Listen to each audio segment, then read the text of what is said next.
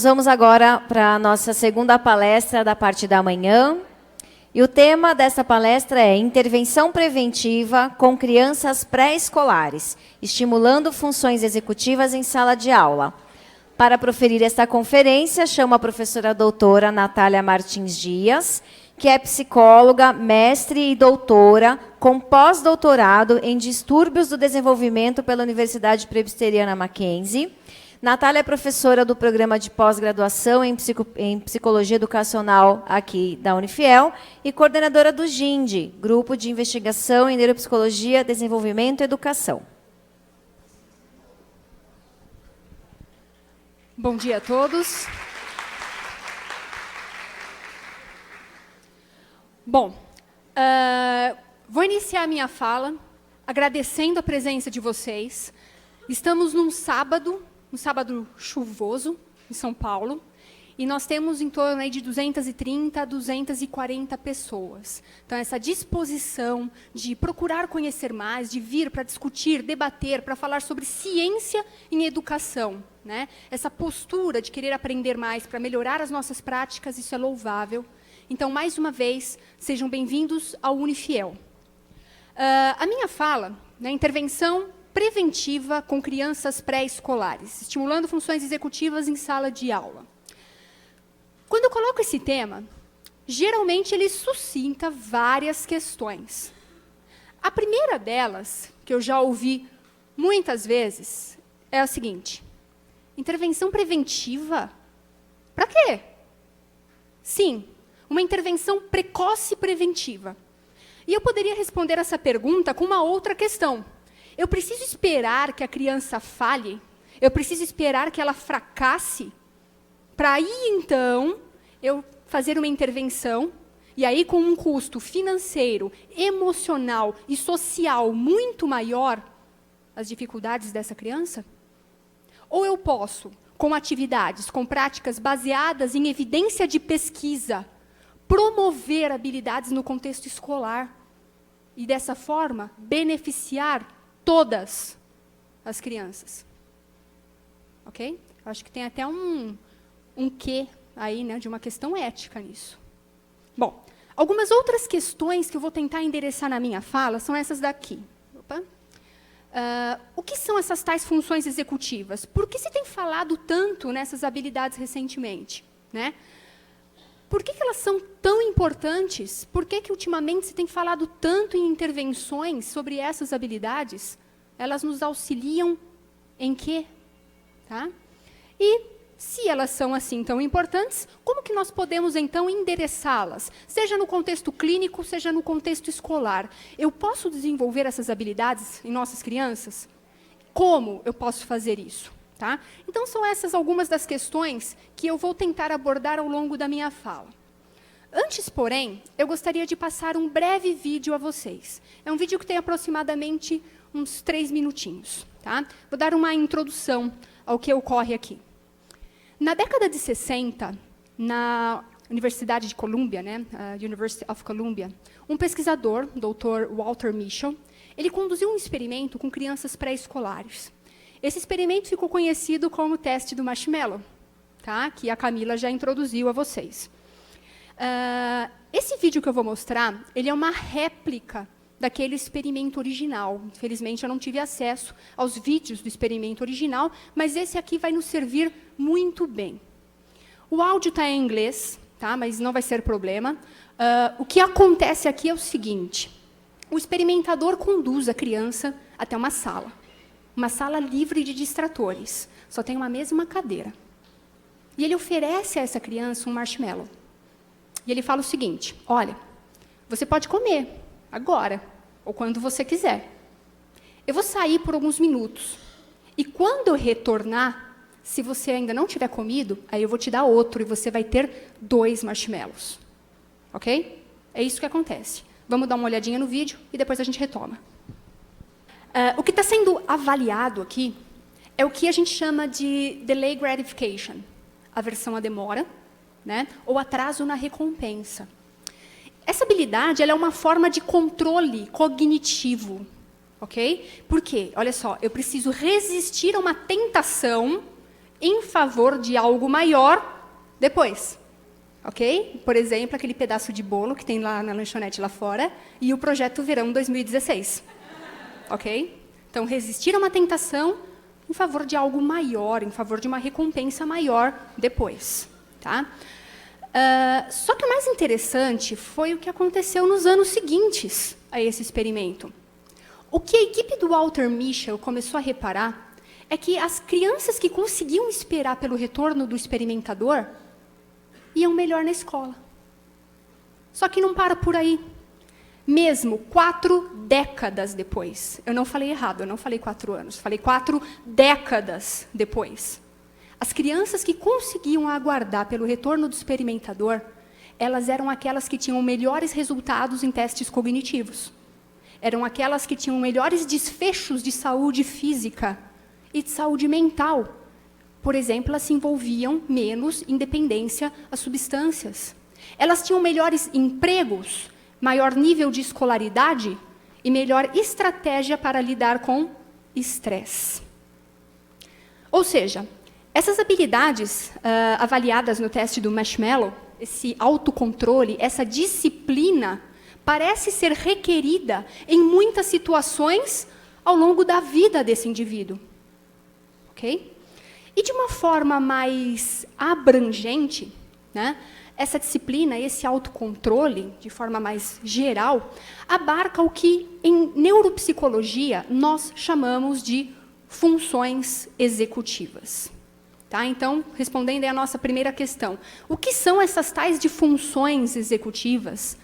Tal como está no meu slide, é um conjunto de habilidades. A gente hoje não vê muito falar de função executiva enquanto uma habilidade unitária, mas a gente tem um consenso de que se trate de um conjunto de habilidades que permitem o controle, permitem a regulação. Regulação top-down, ou seja, de forma voluntária, de forma deliberada. Do quê? Do meu comportamento, incluído aqui os meus pensamentos e as minhas emoções. Então, de uma forma geral, essas habilidades permitem o controle e a regulação da nossa conduta. Existem vários modelos de funções executivas, mas existem 2 consensos entre essa gama de modelos. O primeiro é que essas habilidades são fundamentais para comportamentos orientados a metas. Então, sempre que eu preciso resistir a uma tentação, inibir um comportamento em favor de algo que eu pretendo fazer depois, por exemplo, o projeto Verão 2016, ou quando eu tenho que elaborar, coordenar e seguir uma série de etapas para concluir, para chegar a um objetivo final, quando a gente faz, por exemplo, uma monografia de conclusão de curso. Ok? O outro ponto de consenso é que essas habilidades não constituem um construto unitário. Então, hoje a gente tem uma visão multidimensional de funções executivas, ou seja, nós consideramos que existem habilidades componentes. E, para falar destas habilidades, eu vou usar aqui o modelinho da Adele Diamond, que é um dos grandes nomes na área de funções executivas hoje. Esse modelo postula a existência de 3 habilidades básicas ou principais. Tá? A primeira delas é a memória operacional, também conhecida como memória de trabalho. A memória de trabalho se refere à minha habilidade de armazenar informação mentalmente, enquanto eu utilizo essa informação, enquanto eu opero ou transformo essa operação. Ela é fundamental, por exemplo, para que nós possamos relacionar ideias, para que eu compreenda um texto enquanto eu o leio, ou para que eu consiga seguir as etapas que são necessárias para atingir o meu objetivo em um projeto. Tá? Além da memória de trabalho, nós temos também o controle inibitório. Né? O próprio nome já diz, a nossa habilidade de inibir aquilo que não é adequado. E esse controle inibitório se refere tanto à inibição de pensamentos e de memórias, por exemplo, eu ser capaz de inibir um pensamento ou uma memória que me deixe triste, quanto à minha habilidade de inibir a minha atenção a distratores. Por exemplo, vamos supor que tem um grupinho lá no final conversando. Eu tenho que inibir aquele distrator para que eu possa, então, focalizar a minha atenção naquilo que realmente interessa. Tá? Então, esse conceito também está muito relacionado à atenção seletiva. E a inibição também se refere à inibição de resposta, ou inibição comportamental, que é a minha habilidade de inibir um comportamento quando ele não é adequado ao contexto. Tá? Além dessas duas, nós temos também aí uma terceira habilidade básica, ou principal, que é a flexibilidade cognitiva. A habilidade de pensar fora dos padrões, de alternar o meu foco atencional, de mudar de perspectiva. Essa habilidade permite que nós não fiquemos presos a padrões rígidos de comportamento e de pensamento. Né? Ela está muito relacionada também à criatividade. Tá? E, segundo esse modelo, seria a interação entre essas três habilidades principais que daria, então, origem a habilidades executivas mais complexas, que aqui no modelo ela chama de superiores, como, por exemplo, organização e planejamento, resolução de problemas. Né? Isso. E, além, né, dessas habilidades, a gente ainda pode considerar, né, isso de acordo com outros modelos, que também são pertinentes a nós, um sistema de monitoramento. Então, a todo momento, nós estamos monitorando a nossa conduta, monitorando os nossos processos mentais, para que nós possamos detectar e corrigir erros quando eles acontecem, né? E reajustar o meu comportamento a um determinado contexto. Então, esse seria um aspecto mais metacognitivo das funções executivas. Bom, para a gente entender melhor como essas habilidades e como um comprometimento, uma alteração nessas habilidades vai se manifestar no contexto escolar, por exemplo, eu gostaria de apresentar alguém a vocês. Esse carinha aqui é o Josh. O Josh não tem TDAH. Ele também não tem nenhum transtorno de aprendizagem. Mas ele tem sérias dificuldades com as suas funções executivas. Em aula, quando a professora dá muitos conceitos, quando há uma grande quantidade de informações, ele se sente sobrecarregado, ele se perde. E aí, ele acaba deixando para lá, ele acaba desistindo. Ele também, algumas vezes, fala sem parar. Em aula, é aquele carinha que não consegue levantar a mão e esperar a vez dele, ele simplesmente atropela a vez de todo mundo. Mesmo no recreio com os coleguinhas, ele é assim. E o duro é que ele nem se dá conta de o quanto que isso incomoda os outros.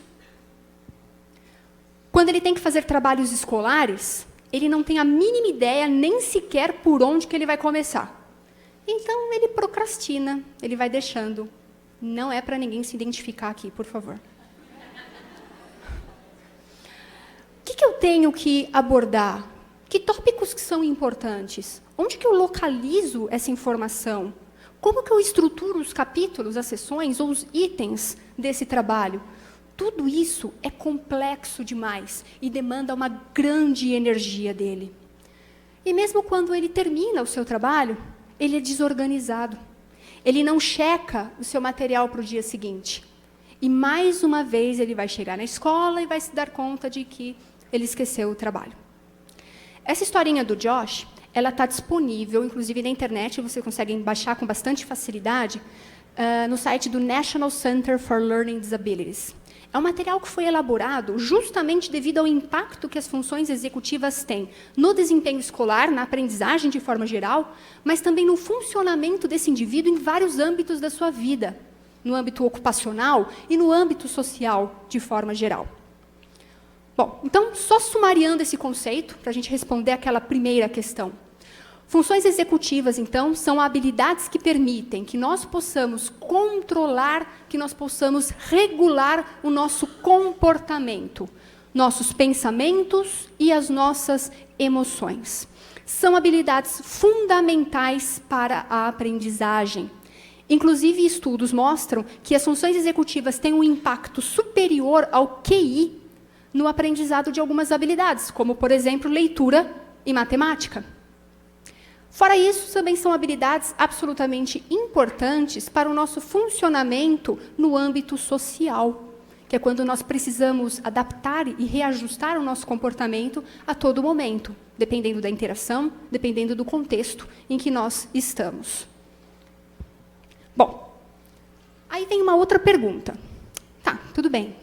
Mas nós sabemos que as funções executivas, elas se desenvolvem com o crescimento da criança, paralelamente à maturação dos circuitos cerebrais, principalmente dos circuitos pré-frontais.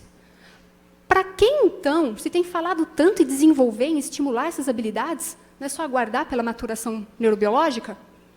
Vamos ver, olhem só. Em 2004, Smirnova e Guadareva, são autoras russas, elas conduziram um estudo que replicou um estudo que foi conduzido na década de 40. Naquele estudo da década de 40, eles avaliaram disciplina, autocontrole de crianças, em idade pré-escolar e escolar, e aqui em 2004, as autoras replicaram aquela investigação. O que elas observaram foi que, em relação àquele primeiro estudo da década de 40, houve um declínio na habilidade de seguir regras em todas as idades. Sendo que as nossas crianças de hoje, de 7 anos, elas têm um nível de autorregulação que é equivalente ao de crianças de 4 anos, do estudo da década de 40. Tá? Tudo bem. Alguns anos depois, Blair e Diamond discorrem sobre o recente fenômeno de prescrição de medicação psicotrópica, principalmente estimulantes como metilfenidato, para crianças menores do que 5 anos. Eu vou abrir um parênteses aqui. Eu não sou contra o uso de medicação. Pelo contrário, eu apoio. Ele é o tratamento padrão ouro, no caso de TDAH, por exemplo, em combinação com a terapia. Só que aqui a gente está falando de crianças de 3, 4 e 5 anos, sendo medicadas. Né? Isso é indicativo da dificuldade de pais e de professores em lidar com o comportamento inadequado dessa criança. Que indica o quê? Uma dificuldade no desenvolvimento da habilidade de regular a atenção e comportamento. Tudo bem. Alguns anos mais tarde, Dansel e Guare, que tem um trabalho muito importante sobre estimulação de funções executivas em crianças com TDAH e com traumatismo crânioencefálico, falam o seguinte: há um número crescente de crianças chegando às clínicas, chegando aos consultórios, com funções executivas comprometidas, rebaixadas. Porém, na ausência de qualquer quadro diagnóstico que explique essa alteração. O que essas evidências estão dizendo? Alguma coisa está errada, porque parece que estas habilidades não estão se desenvolvendo como poderiam, não estão se desenvolvendo adequadamente, certo? E eu tenho certeza que não é difícil a gente encontrar relatos de pais e de professores que respaldem o que esses autores sugerem. Por exemplo, aqui o caso de K, 7 anos. Né? Na hora da roda, era sempre um desespero para K e sua professora. Apesar das regras serem retomadas todos os dias, ela não conseguia simplesmente levantar a mão e esperar sua vez, e saía atropelando a vez dos colegas. Ou o caso de D. Né? É desorganizada, não termina trabalhos no prazo, ou simplesmente nem termina. Não compreende aquilo que lê. Relatos como esses são cada vez mais comuns. Bom, vamos complexificar um pouquinho mais. Tá? Vamos colocar mais um complicador nessa equação. Estudos recentes têm mostrado que a pobreza, de forma geral, o nível socioeconômico, ele tem um impacto direto e importante no desenvolvimento neurológico e cognitivo na infância. E esses autores também têm observado que essa influência, esse impacto, ele é maior nos sistemas neurais que subjazem 2 habilidades. Linguagem, e adivinhem qual é a outra? Funções executivas. Tá? Qual que é a importância da gente entender isso?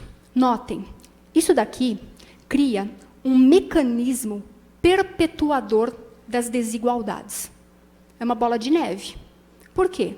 Crianças oriundas de nível socioeconômico menos favorecido terão piores funções executivas. Isso, como consequência, vai acarretar para essa criança maior probabilidade de falha e de fracasso escolar e social.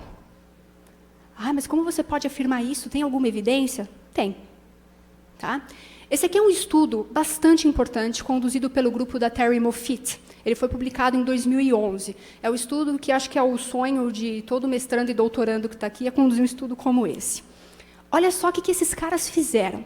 Eles avaliaram crianças a partir do nascimento e seguiram esses indivíduos, 1.000 indivíduos, ao longo da adolescência e da vida adulta, por 30 anos.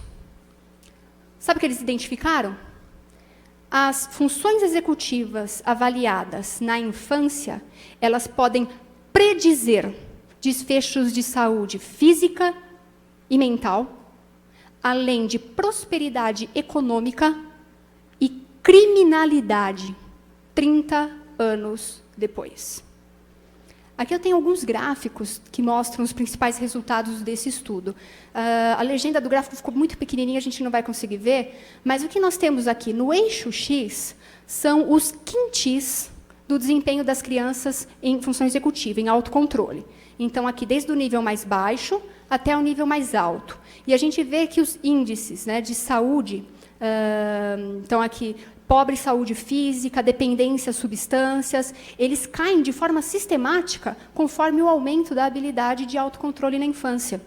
Aqui a gente tem os índices de prosperidade financeira, então renda, planejamento econômico, dificuldades de planejamento financeiro, aqui gravidez indesejada, né, maternidade na adolescência em geral, e aqui envolvimento com crimes. De forma geral, o que esse estudo conclui é que aquelas crianças com pobres funções executivas, com pobres habilidades de autocontrole na infância, na vida adulta, elas têm 3 vezes mais chance, então a probabilidade é 3 vezes maior de desenvolverem algum tipo de dependência química, 2 vezes mais chances de terem alguma gravidez indesejada, em geral isso ocorrendo na adolescência, e 3 vezes mais chance de terem sido condenadas por crime.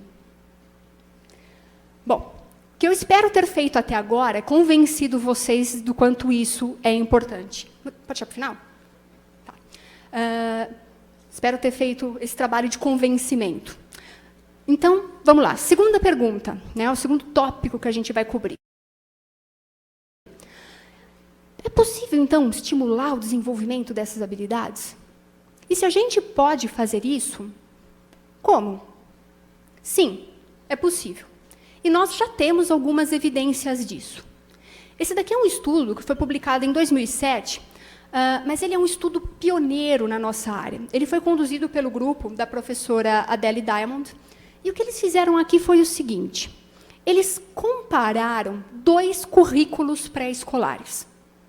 Um era o currículo padrão do distrito, que já era utilizado, o currículo regular, e o outro currículo era o Tools of the Mind, traduzindo, ferramentas da mente. Tá? O que eles observaram é que as crianças que participaram, né, que estavam lá sendo educadas sobre o Tools of the Mind, tiveram ganhos, tiveram desenvolvimento nas suas habilidades executivas muito superior às crianças que permaneceram no currículo regular, no currículo padrão do distrito. Mas, mais do que isso, esse estudo ele foi importante porque ele abriu essa janela, essa porta de investigação. Né? Ele mostrou, olha, é possível estimular funções executivas a partir de práticas em sala de aula conduzidas pelo professor. E, a partir daqui, muita coisa passou a ser desenvolvida e a área também cresceu bastante. Em 2011, num outro artigo da Diamond, ela enumera as 6 abordagens que são utilizadas para desenvolvimento de funções executivas. A primeira dessas abordagens são os treinos cognitivos.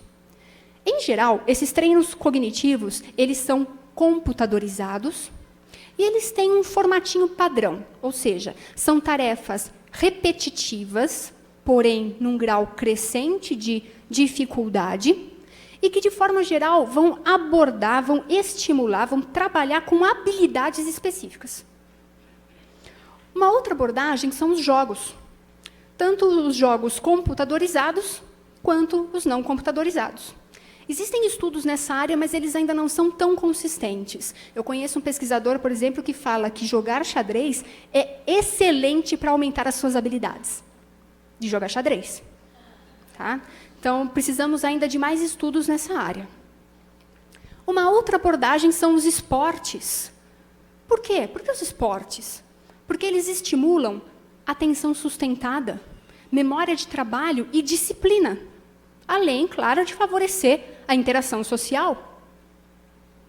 Outra abordagem, artes marciais e as práticas de contemplação mental, né? Mindfulness. Principalmente pela ênfase que essas práticas colocam sobre o autocontrole, sobre a disciplina. E, por fim, a quinta e a sexta abordagem são os currículos escolares e os programas, que não são currículos propriamente, mas que são programas curriculares complementares.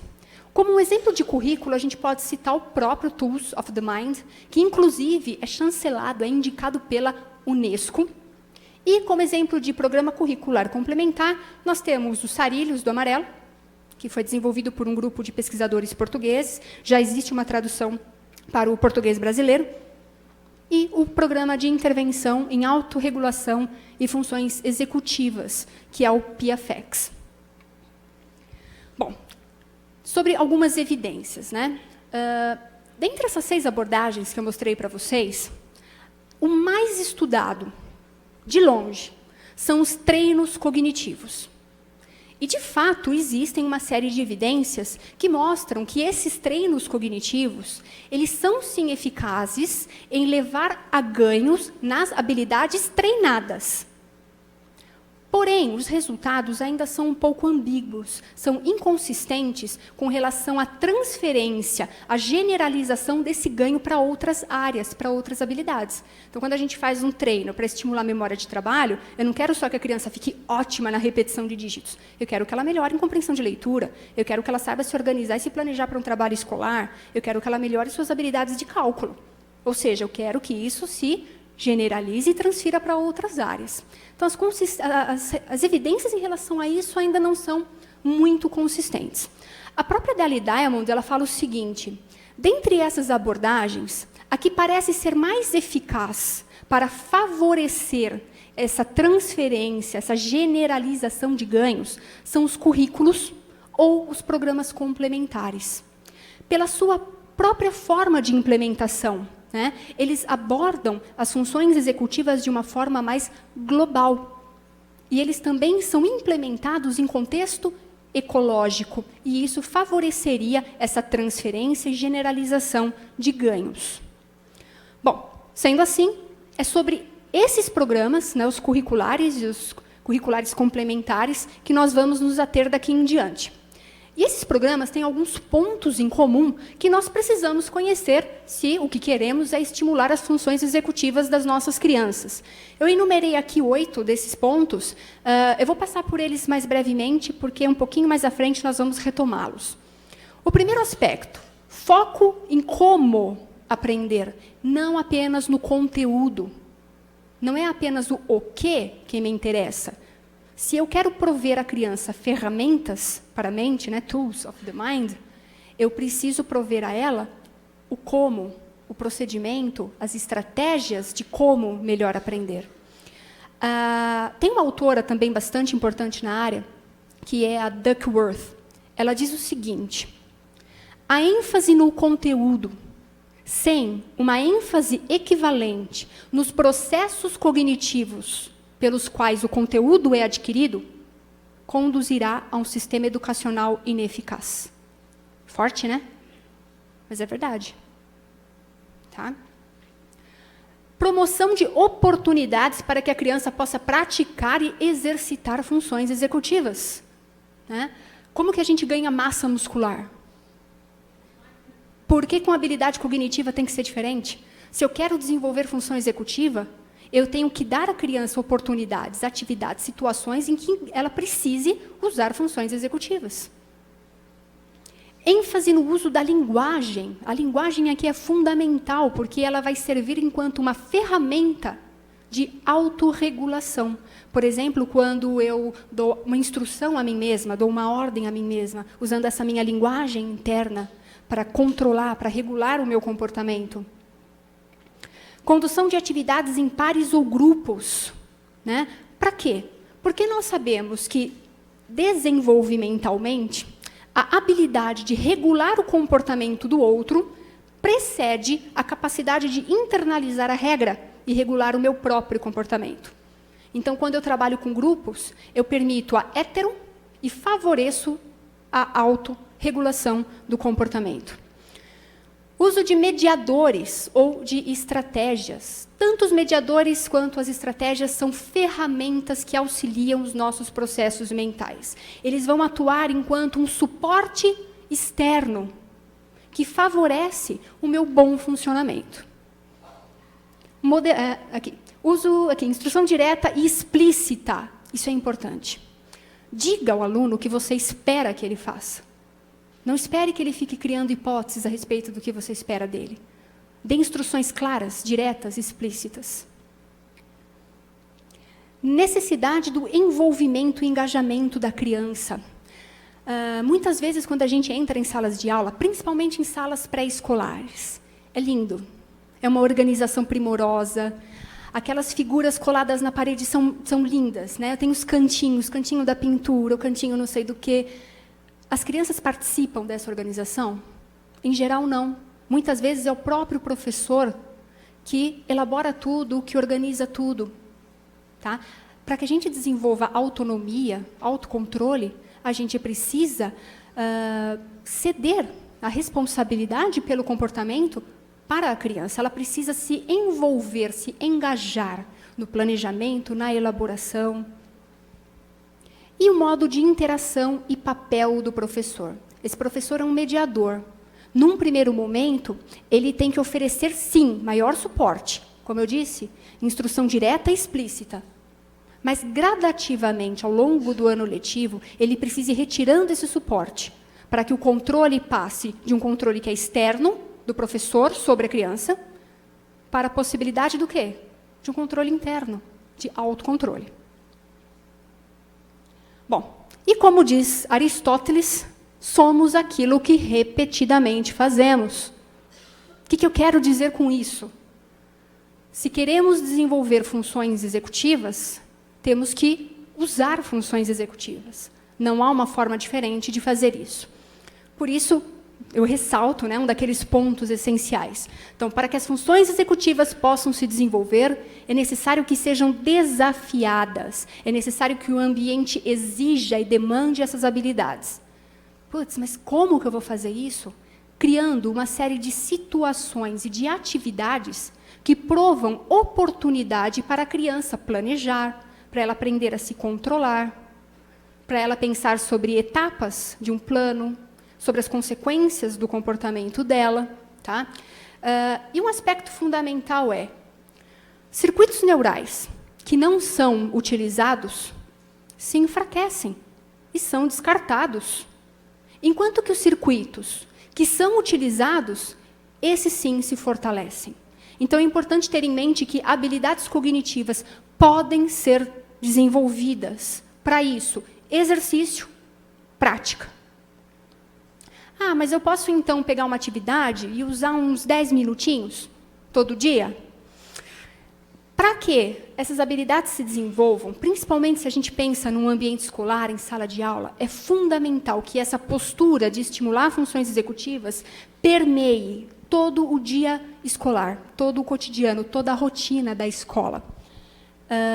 Mesmo a melhor das atividades, se pouco utilizada, ou utilizada de uma forma inconsistente, é inócua, não tem efeito nenhum. Essa é uma palavra bacana aqui no contexto, consistência. Bom, e no Brasil, o que nós temos? No contexto nacional, nós desenvolvemos o programa de intervenção em autorregulação e funções executivas. Como o nome é muito comprido, então a gente criou um apelido, que é o PIAFEX. O PFX ele é pioneiro no Brasil e que nós tenhamos conhecimento também na América Latina. O programa ele foi criado de uma forma bastante sistemática, seguindo uma metodologia rigorosa no desenvolvimento de suas atividades, com julgamento de atividades por juízes e implementação em sala de aula para verificação de eficácia. Nesse processo todo, nós também fomos ao Canadá e apresentamos o programa Adele Diamond. Pois bem, mas o que é esse tal de PFX? O PFX ele é dividido em uma seção de aspectos essenciais, módulos básicos, que trazem as atividades do programa, e um módulo complementar. Basicamente, o PFX é um manual que compila um conjunto de atividades. Essas atividades têm como objetivo oferecer oportunidades para que as crianças possam praticar e, dessa forma, possam desenvolver as suas habilidades executivas. Ele é aplicado pelo próprio professor em contexto de sala de aula. Isso é importante para nós, porque isso permite que a gente possa multiplicar o número de pessoas que podem ser beneficiadas. Se em contexto clínico, quantos pacientes eu atendo por dia? Sei lá, talvez 5, 10? São esses que eu vou poder beneficiar. Mas cada professor, se ele tem uma sala de manhã, uma sala à tarde, já são 40, 60 crianças que passam por ele. Tá? E, claro, ele compartilha essa visão de uma intervenção precoce e preventiva. Eu não estou pensando ainda em remediar déficits, eu estou pensando em promover desenvolvimento cognitivo. Bom, quando a gente fala do PFX, o pessoal geralmente pensa, putz, esse negócio deve ser complicado. Na realidade, não, porque a maioria das atividades já é bem conhecida pelos professores. A diferença está na forma de conduzir a atividade, na forma de mediá-la.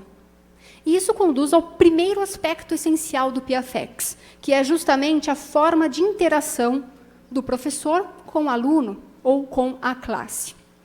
Vejam só, quando o professor direciona, ou quando ele traz pronto, a criança só precisa seguir uma ordem, né? Ela vai se submeter a um controle que é externo. Ela não precisa usar as suas habilidades executivas, porque o professor já faz isso por ela.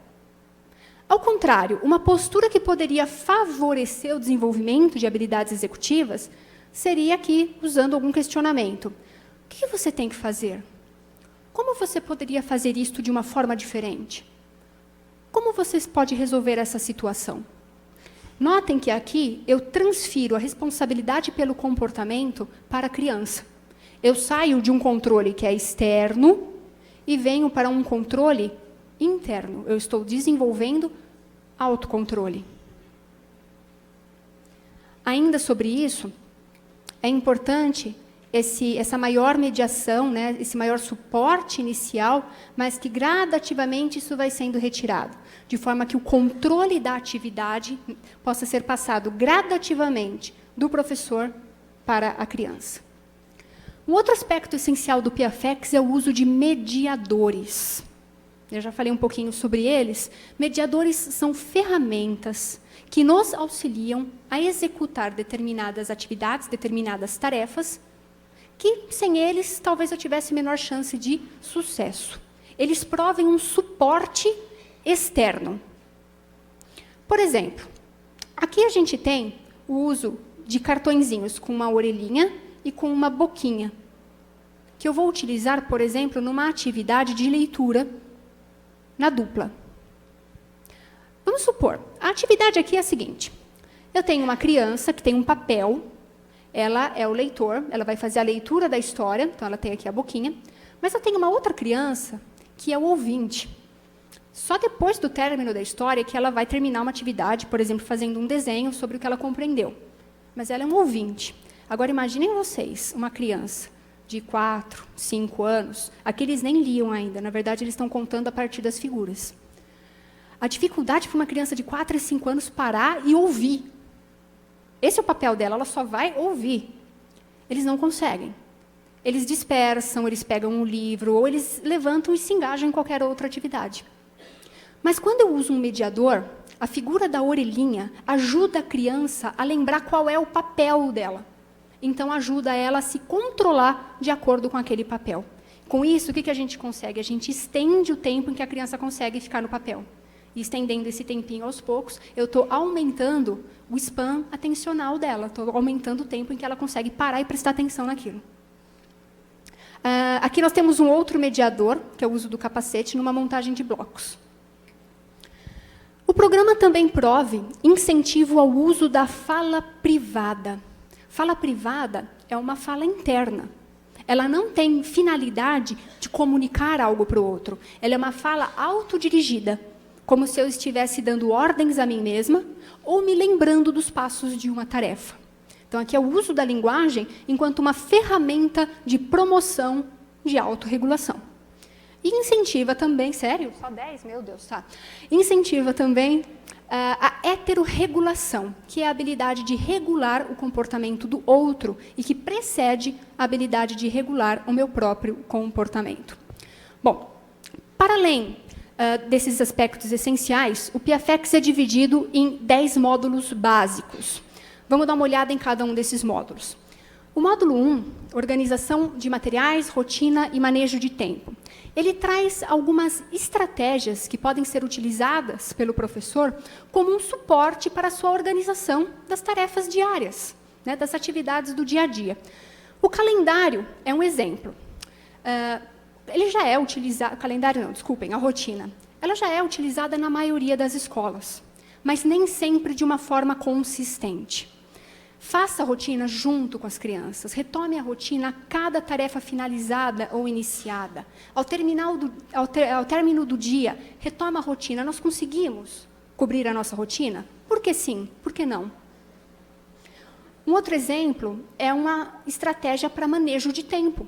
O conceito de tempo ele é muito abstrato para as crianças. O professor pode se utilizar de uma dica, de um suporte visual. Aqui, por exemplo, a cada período decorrido, o professor vai lá e pinta um pedacinho do gráfico. Isso deixa explícito para a criança quanto tempo passou e quanto tempo eu ainda tenho, de forma que eu possa regular o meu comportamento para cumprir a tarefa. O módulo 2, a organização de ideias, estabelecimento de objetivos e planos, estratégias para o dia a dia. Também traz uma série de estratégias que o professor pode utilizar sempre que ele precisar de um suporte para ensinar as crianças a estabelecer objetivos, a elaborar planos, a cumprir planos de médio a longo prazo. O calendário é um exemplo. Novamente, é preciso que ele seja usado de uma forma ativa junto com as crianças. É necessário que haja envolvimento, engajamento. Não basta que ele fique colado lá na parede. Diariamente, a criança tem que ser incentivada a verificar quais são os compromissos do dia. Ao término do dia, o que cumprimos? E quais são os compromissos de amanhã? Também organizadores gráficos podem ser utilizados. Isso auxilia a quebrar tarefas complexas em passos que são mais manejáveis, mas mantém também a visão do todo. O nosso módulo 3, organização de ideias, estabelecimento de objetivos e planos, atividades de estimulação. Ele complementa o módulo anterior, mas aqui o formato das atividades é um pouquinho diferente, né? Não são estratégias propriamente, aqui são atividades que se assemelham mais a jogos. Aqui, por exemplo, a criança recebe algumas cartinhas e a tarefa dela é montar uma sequência e criar uma história a partir dessa sequência de cartas. Isso exige sequenciamento, exige memória de trabalho, exige planejamento. O nosso módulo 4 traz algumas atividades que vão estimular principalmente a atenção e controle inibitório, no contexto de algumas atividades que podem, por exemplo, complementar uma educação física. Aqui a gente tem uma atividade chamada de sinal-movimento. O professor tem alguns cartões coloridos e ele vai fazer um combinado com a turma. Então, por exemplo, o cartão amarelo é um movimento de bater palma. Quando eu levantar o cartão verde, vocês têm que dar um salto, por exemplo. Então, as crianças têm que estar atentas aos cartões mostrados pelo professor para que elas possam fazer o comportamento correspondente. Aqui a gente tem o pega-pega em circuito. Um pega-pega normal, como qualquer outro, exceto por uma regra. Eu só posso andar em cima da linha. Então, eu tenho que fugir, mas eu tenho que me manter na regra. Isso exige muito controle inibitório. O O nosso módulo 5, comunicação e gestão de conflitos. Eles trazem algumas estratégias que têm como objetivo auxiliar o professor a ensinar formas adequadas de resolver conflitos, de resolver problemas interpessoais. Aqui a gente tem a hora da roda, que é uma atividade em que o professor vai discutir intercorrências que se deram no curso da semana. E ele vai estimular e modelar formas apropriadas de se resolver problemas interpessoais. O nosso módulo 6, regulando emoções, o objetivo aqui é ensinar a criança formas adequadas de expressar e de lidar com as suas emoções. Essa atividade chama Lidando com Nossas Emoções. Ela pode ser apresentada à criança logo no início do ano letivo, por exemplo. E no decurso do ano, sempre que a criança precisar dessa estratégia de regulação, ela pode ser incentivada a se utilizar, por exemplo, desses passos. E o professor também pode auxiliar nesse processo. Por exemplo, passo 1, reconheça o seu sentimento. Eu posso favorecer com questões. O que você está sentindo? Está com raiva? Está bravo? Por quê? Pare e pense. Não faz nada. Quando a gente faz alguma coisa brava assim, a gente faz bobagem. Passo 3. Reflita e respire fundo 3 vezes. Pensa, reflita. Ficar bravo resolve o seu problema? Passo 4. Agora pense numa solução. Agora que você está mais calmo, como que você pode resolver isso? Se der tempo, no final eu conto um ocorrido com relação a isso, bem interessante, numa sala de pré-escola. O módulo 7, trabalhando com colegas, traz uma série de atividades que podem ser implementadas em diferentes conteúdos escolares. Aqui o que interessa é o formato da atividade. Essas atividades são sempre desenhadas em duplas ou em grupos maiores, de modo a favorecer a interação e a hetero- e autorregulação do comportamento. O que ocorre aqui é que a gente tem um objetivo comum, só que as crianças têm diferentes papéis, diferentes funções. Então, elas têm que coordenar o comportamento delas para atingir aquele objetivo que é comum. Né? Então, aqui, por exemplo, a gente tem uma atividade de leitura, notem aqui o uso dos mediadores. Aqui eu tenho uma atividade de montagem com blocos, onde eu tenho o engenheiro, ele vai planejar, ele vai desenhar o projeto. O óculos aqui é um mediador, tá? É um óculos de brinquedo. Só que, para fazer esse planejamento, ele precisa considerar quais são os recursos que o construtor tem. O construtor, por sua vez, vai fazer a montagem, só que ele precisa se adequar ao plano do colega. E, ao final, eles ainda vão fazer uma avaliação. Deu certo? O plano saiu como esperado? Por que sim? Ou por que não? Tá? O módulo 8, jogando com o significado das palavras, traz atividades tanto com palavras quanto com frases ambíguas. E o objetivo aqui é estimular a flexibilidade cognitiva, levar a criança a pensar de uma forma diferente. Nosso módulo 9, conversando sobre as atividades. O objetivo aqui é estimular metacognição. Como você resolveu isso? Como você chegou na resposta? Fala para mim como você pensou. Eu quero levar a criança a pensar sobre os seus próprios processos de pensamento. E o nosso módulo 10, que é a brincadeira planejada. Muito semelhante a uma brincadeira livre, em que as crianças naturalmente se engajam. A diferença é que essa atividade ela é estruturada. Então, essa brincadeira ela tem 3 etapas. Num primeiro momento, as crianças vão se reunir.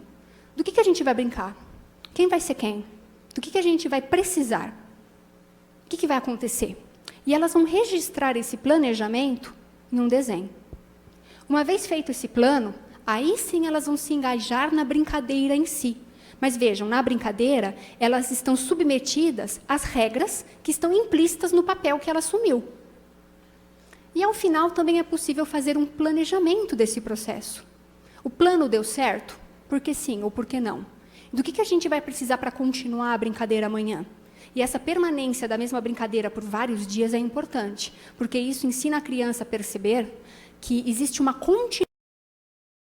continuidade entre as ações dela. O módulo complementar é o Diário de Nina. O Diário de Nina é uma narrativa em 10 capítulos, que traz uma história onde a personagem principal, que é a Nina, se depara com uma série de situações onde ela precisa aprender a usar as suas funções executivas, precisa regular o seu comportamento, controlar emoções, precisa aprender a planejar. Então, a Nina, ela atua como um modelo. E após cada capítulo, existem uma série de atividades para que o professor possa auxiliar as crianças a praticar, a exercitar as estratégias que foram ensinadas pela Nina. Por exemplo, o capítulo 4 é um capítulo que tem um grande foco sobre a habilidade de planejamento. Então, depois desse capítulo, existem algumas atividades para que se possa praticar, planejar, checar, ou mesmo utilizar isso no contexto de uma atividade prática. Ok? Bom, e nós temos evidências de que isso funciona? Aqui eu vou passar mais rapidinho, porque o meu tempo já foi, né? Sim, nós temos. Aqui nós temos algumas evidências de estudos internacionais, tá? Eu não vou explicar detalhadamente por conta aí do meu tempo. Aqui também são estudos internacionais, são estudos daquele artigo da Diamond, que eu mencionei para vocês. Interessante que, além de ganhos em funções executivas, a Diamond também revela que essas crianças têm ganhos em interação entre os alunos, interação do aluno com o professor, melhor motivação em relação à escola e diminuição da necessidade de intervenção disciplinar do professor. Claro, se as crianças estão mais autorreguladas, o professor precisa muito menos exercer um controle externo, elas já estão fazendo isso. Aqui é um estudo dos nossos vizinhos argentinos, que também têm desenvolvido algumas intervenções na área e mostrado que, mesmo que os ganhos em funções executivas sejam pequenos, esses pequenos ganhos, eles têm um impacto, eles repercutem em outras áreas. Então, nesse estudo deles, o ganho nas habilidades executivas foi pequeno, mas eles verificaram que 1 ano depois da intervenção, essas crianças eram melhores em autonomia, contato com pares, linguagem e matemática. Ou seja, há um impacto em outras áreas, em outras atividades. Esses são os estudos nacionais que nós conduzimos com o PIAFEX. Com crianças pré-escolares, a gente tem aqui a comparação do nosso grupinho experimental, que participou do PIAFEX, e o grupinho que ficou na classe de aula regular, com o currículo regular. Com os pré-escolares, nós identificamos ganhos em atenção e controle inibitório. Com as crianças mais velhas, identificamos ganhos em inibição, controle inibitório, flexibilidade e planejamento. E uma curiosidade. Nós identificamos também que as crianças que participaram da intervenção, nos testes que são computadorizados, elas apresentaram, depois da intervenção, maior tempo de reação. Ou seja, elas demoram mais para dar uma resposta. Caramba, o que acontece? Elas ficaram mais lerdinhas? Elas estão pensando mais antes de responder. Elas estão respondendo de forma menos impulsiva. Tá? E isso condiz também com o relato das professoras. Eles conseguem resolver conflitos. Coisas que eles vinham muito procurar, eles mesmos já conseguem se organizar. Eles conseguem ter um autocontrole, ser independentes em muitos aspectos. O que ela está falando aqui? Eles têm autonomia. Você percebe na organização da mochila, do espaço da folha, para qualquer atividade. Né? Então, a gente está identificando o quê? Que há transferência de ganhos. Que é justamente agora a nossa última pergunta. A transferência de ganhos dessa intervenção para outras áreas? Bom, vejam só. Aqui nós temos uma medida do SDQ, que é um questionário que avalia comportamento, índice de saúde mental. Aqui a gente tem a avaliação antes da intervenção, o pré-teste, e o pós-teste, que é depois da intervenção. O grupinho vermelho é o grupinho experimental, que participou da intervenção com o PIAFEX. Nós temos uma queda no índice de problemas com pares e um aumento no índice de comportamento pró-social. Além disso, ao término do ano letivo, essas crianças são melhores em leitura e em aritmética. Mas esses ganhos se mantêm? Em follow-up, 1 ano depois do término da intervenção. Sim, elas continuam melhores em leitura, em aritmética, e continuam demonstrando menores problemas de comportamento. Bom, isso aqui já vou passar rapidinho. Bom, para fechar, só queria deixar para vocês um retrato do panorama nacional dos estudos nessa área. Tá? Como que diferentes grupos de pesquisa no Brasil estão trabalhando, estão vendo essa questão, onde estamos agora. Bom, então nós tivemos em 2013 o desenvolvimento do PIAFEX pelo nosso grupo de pesquisa, e em continuidade com os estudos do PIAFEX, nós tivemos a adaptação desse programa para o contexto clínico e para o trabalho com crianças e adolescentes com TDAH, também com alguns resultados bastante promissores. Atualmente, nós temos a Ana Paula Proust, que é doutoranda do Mackenzie, trabalha com a doutora Alessandra Seabra, que foi minha orientadora, fazendo uma adaptação do PIAFEX para agregar ao trabalho na escola um treinamento e orientação de pais. Atualmente, nós estamos desenvolvendo um novo programa de intervenção, que é o PIPA, que a Camila já mostrou para vocês. É o Programa de Intervenção para Promoção de Autorregulação. O PIPA ele está sendo desenvolvido no âmbito de um projeto que foi beneficiado por um edital de pesquisa. Só 10 estudos em todo o território nacional receberam esse edital, que é o edital CAPS e Instituto Ayrton Senna de Competências Socioemocionais. Então, no ano que vem, a gente vai começar a rodar uma nova intervenção já com o PIPA. E a doutoranda que está encabeçando é a Camila Leão. Em São Paulo, nós temos também o grupo da USP, do professor Guilherme Polanzik, também utilizando o PIAFEX em escolas públicas. E temos uma equipe da Unifesp, o pessoal do NANI, que tem um trabalho muito bacana de formação de professores. E nessa formação de professores, eles também abordam as funções executivas. E eles têm utilizado como fundamentação o Tools of the Mind. Em outros estados, nós sabemos que lá na Federal do Rio Grande do Norte está acontecendo uma adaptação do PIAFEX para crianças com síndrome de Down. O pessoal do Rio Grande do Sul, lá da PUC, né, a Rochelle Fonseca, e da Federal da Bahia, o Neander Abreu, também estão desenvolvendo programas para estimular funcionamento executivo, só que esses daqui voltados para crianças um pouquinho mais velhas, já no Fundamental 1. Bom, para avançar, o que precisamos, então, para avançar a partir daqui? Nós precisamos criar uma ponte entre ciência e educação. De um lado, a gente precisa criar e precisa testar procedimentos. Mas, do outro, a gente precisa pautar as nossas práticas em currículos, em métodos, baseados em evidência de pesquisa, e não mais em achismos. Por isso que essa parceria é fundamental. A neuropsicologia ela tem condições de informar a educação, mas a educação tem o poder de transformar ideias em ações, e só assim de transformar a sociedade. E é por isso que eu gostaria de encerrar, deixando a vocês um convite para que conheçam o nosso programa de mestrado e doutorado, que é o único no país em psicologia educacional, e que conheçam também o nosso aprimoramento de pesquisa. E, por fim, eu deixo também um convite para que conheçam o nosso novo lançamento. Nós tivemos aqui a honra de sermos prefaciadas pelo Dr. Fernando Capovilla, e essa obra ela é mais uma tentativa de tentar aproximar, de tentar estreitar laços entre aquilo que é produzido nas academias e aquilo que efetivamente se faz dentro da sala de aula. Acho que é isso. Obrigada.